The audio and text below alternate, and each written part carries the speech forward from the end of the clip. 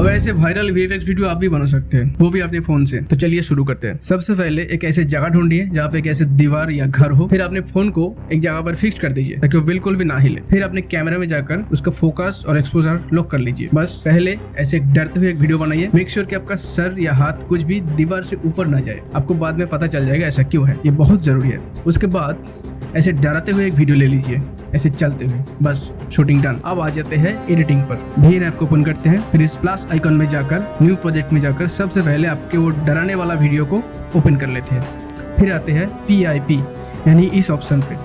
यहाँ से आपको डरने वाला दूसरा वीडियो ऐड कर लेते हैं। फिर नीचे जाके या फिट या फिर फिल पे क्लिक कीजिए, ये पूरा स्क्रीन ले लेगा। उसके बाद इस मास्क वाले ऑप्शन पे क्लिक कीजिए। इसके बाद इस लाइन को सिलेक्ट कीजिए। बस इस मास्क को दीवार या घर कुछ भी हो इसके बराबर ऐसे सेट कर दीजिए। बस आपका वीडियो डन।